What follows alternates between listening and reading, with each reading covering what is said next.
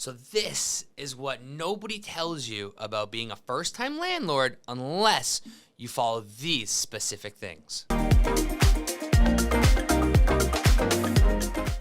Hey, I'm Nick Crozier. Thanks for coming back. I run a real estate team in the GTA, and we are going to be talking about everything from buying, investing, selling, and just building generational wealth throughout our channel so that you guys can learn from the mistakes that I did. All right, guys, so you want to buy your first investment property, get the pen and paper out and follow along. You're going to want to make note of these specific things that's going to make your life stress-free when buying your first investment property. Number one, why am I even buying this investment property? Sure, you have all the get rich quicks, everyone's telling you buy property, buy real estate, but why are you buying the property? Are you buying this for a long-term hold, a generational play? Are you buying it for quick cash flow? Do you want to renovate the property, flip it, bring some quick money? Are you looking for just cash flow? Are you okay to break even? This is what you have to determine with your investing strategy. You need a strategy moving forward. Just buying real estate for the sake of buying real estate is not really going to be a great strategy. You will still make money in the long term, but if you're looking to really get down and start building generational wealth, we got to decide on what strategy do we want to use. Are we going to be looking for properties that need a little bit of a renovation, a bit of a lift, where I'm going to bring a value to the property and bring it up? Am I looking for something more turnkey? From day one, I'm getting a cash flow and making monthly income. Or am I right now in a lifestyle situation where I can take on a little bit of an extra monthly expense and the property I'm buying is a really prestige property? It just doesn't have the cash flow I'm looking for. Maybe it breaks even. Maybe it's a negative cash flow a little bit, but I'm playing more of an equity play on it. So you got to determine what are my three options here, and then how long do I plan to keep this property? For myself, for an example, my first investment property I bought, my goal was to purchase it, and within 5 to 8 years, I would sell it and buy myself a property in the location I wanted. That was my initial goal from my first investment. Yours may be different. That's number one, to plan out why I'm buying the property. So number two, you want to understand, what am I looking for in a return? Right? I know everyone gets into investments. You got GICs, you got bonds, you got different things you can go into. On average, you're looking 3 to 5% on those.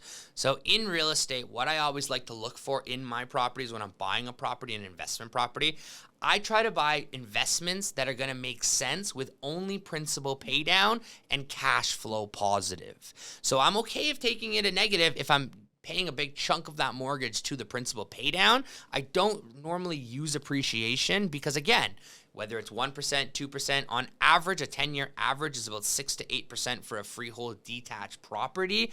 As you go semi-town condos, it goes lower and lower on appreciation.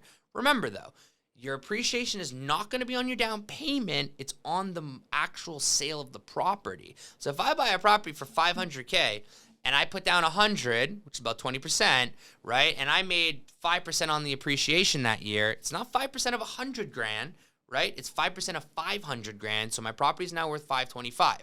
There's a lot of things when you're looking at your real estate investment that you have to consider when evaluating the property, because the appreciation, the principal pay down, and the cash flow are the three categories you're going to look for.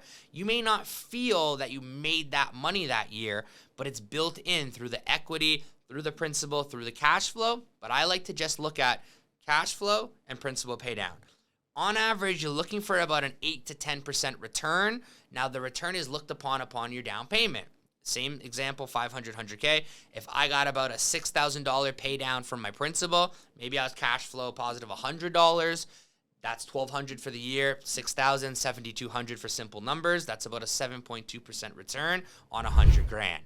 Now, I didn't take into consider equity or anything like that. If it goes up 2% on 500, there's 10 grand for the first year, right? So when you add that 10 grand, you're really at a 17%, not 7.2. But again, you just got to look at it that way, because when you're looking at the property, you don't feel that money from the equity in your pocket, because that, again, can go up and down depending on the year. We found the property. We know what we're doing. What is our game plan moving forward? Well, it depends. If you're just starting your real estate career right now and you want to have a portfolio of 3, 4, 10, 15 properties, or you're sitting there saying, you know what, this is just going to be a property that I'm going to invest in for my family, and that's going to be a little bit of a retirement slush fund for me later on. We got to understand, because if it's going to be something that you're in growth mode on, you're going to be eyeing that property, because you might be looking for something that's going to be a little bit more of a fixer-upper that you can pull money back out right away and repeat it. Or you're looking for turnkey, that's going to just be one of those things you're going to sit on for 15, 20 years, pay it down as it goes. It's completely renovated. You don't need to do anything for the next 5 to 10 years. Simple investment. So again, knowing what the goal is, what's the plan? Am I keeping it for 5, 8, 10, 15, 20, 25? How old is the home? What's the rental rates I'm getting today?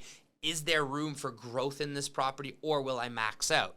So those are all questions you want to ask yourself. And again, these are things you discuss with your realtor. If you don't have one and these aren't the things you're discussing, then I strongly, strongly recommend, if you're looking for any investment property, you want a realtor who invests themselves. Your number one question to any realtor you're going to use is, how many investment properties do you have yourself?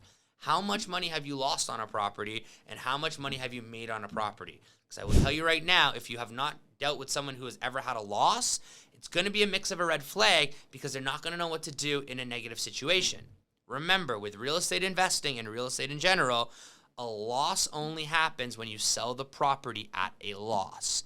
Just because the equity went down today, if you don't sell your property, it doesn't mean a thing.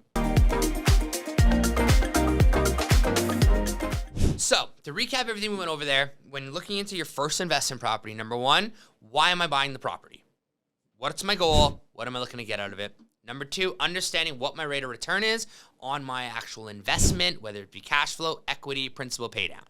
And the last one is understanding what is the goal of this property over the next 5, 10, 15, 20 years, and what's going to be my investing strategy in terms of properties I'm going to look for, buy, and get comfortable with.